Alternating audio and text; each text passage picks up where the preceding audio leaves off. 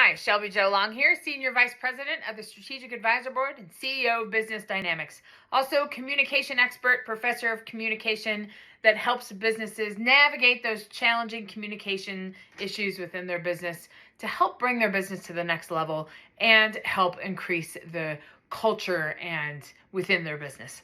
So today and this week, I'm talking about conflict and how conflict is something that we as leaders in our business, if we grasp onto this conflict and think about how we can face this conflict head on, the conflict then becomes an opportunity for us to grow as a business rather than take away from our business and to take away from our interaction with our employees and customers. So even just making some small tweaks in our management style and small actions that we can take as the CEO when a conflict arises in our business can make a dramatic impact on how we deal with conflict in the future and within the productivity that we have within our business and also our business culture. We're also going to emerge as we are already an authority figure in our business, but dealing with conflict and taking conflict and turning it around into a productive piece and a growth piece is something that your employees and your customers will notice as something that increases your authority and makes you more effective in reducing future conflicts.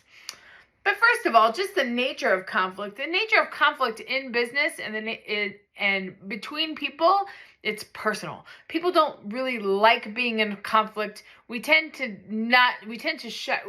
Just human nature, just tend to shy away from conflict because we don't like being at disagreement with other people. Some people do like that, but generally, a general rule is that people don't like being in conflict, nor do they like having their opinions or their perspectives questioned, and it's a challenge. It seems a challenge to us personally rather than a challenge to us in a constructive way to be able to move that forward.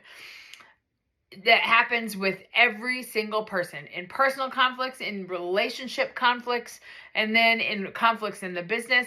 It tends to become personal, and that becomes something that takes away from our feeling about ourselves. It's kind of a strike to our ego. We just really don't like conflict. So when conflict emerges, we tend to put our hands up and try to keep it away, and we don't want to deal with conflict. We deal with conflict in many different ways.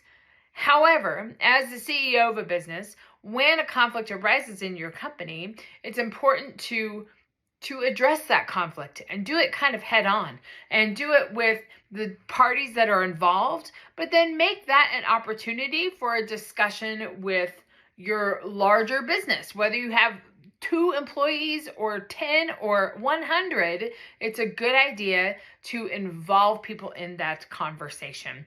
Not necessarily about the conflict, but what we learned from the conflict. Maybe it was a conflict over a new way of accomplishing a task. Maybe it was a conflict about a new way that we are going to spend our resources. Involving people in that conflict or in that productive environment makes it a learning opportunity and makes it a growth opportunity rather than something that can destroy relationships and destroy the business culture that you have.